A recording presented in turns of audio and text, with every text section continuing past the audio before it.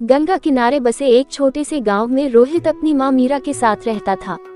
रोहित के पिता शिवराम एक किसान थे, लेकिन एक दुर्घटना में उनका निधन हो गया था जब रोहित सिर्फ 5 साल का था। मीरा पर जैसे दुखों का पहाड़ टूट पड़ा। पति के जाने के बाद घर चलाना और रोहित को पढ़ाना उसकी सबसे बड़ी जिम्मेदारी बन गई।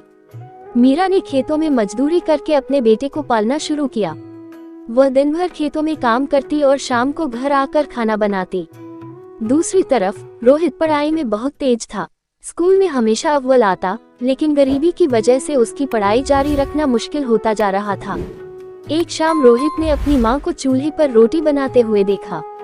उसकी मां के हाथ थकान से कांप रहे थे और चेहरा चिंता में डूबा हुआ था। रोहित समझ गया कि मां उसकी पढ़ाई के लिए दिन रात मेहनत कर रही है। उस रात उसने मन ही मन ठान लिया कि वह मां के इस संघर्ष को बेकार नहीं जाने देगा। रोहित ने अपनी पढ़ाई में जी जान लगा दी। वह रात दिन मेहनत करता और अपने लक्ष्य की ओर बढ़ता रहा। गांव के लोग भी उसकी लगन देखकर हैरान थे। उसने जिला स्तर पर टॉप किया और उसे शहर में पढ़ाई के लिए स्कॉलरशिप मिल गई।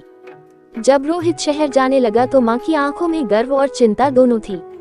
उसने रोहित को गले लगाया और कहा, बेटा अपना ख्याल रखना। रोहित ने वादा किया कि वह मां का सपना जरूर पूरा करेगा।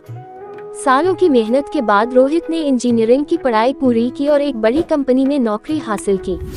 वह जब गांव लौटा तो अब वह एक सफल इंसान था। गांव वालों ने उसका स्वागत किया, लेकिन सबसे बड़ी खुशी उसकी मां की आंखों में थी।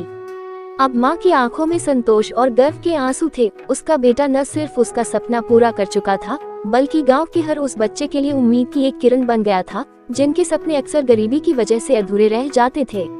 मां को यकीन था कि अब उसका बेटा सिर्फ उसका नहीं, बल्कि पूरे गांव का सहारा बन चुका है और उसकी मेहनत रंग लाई है।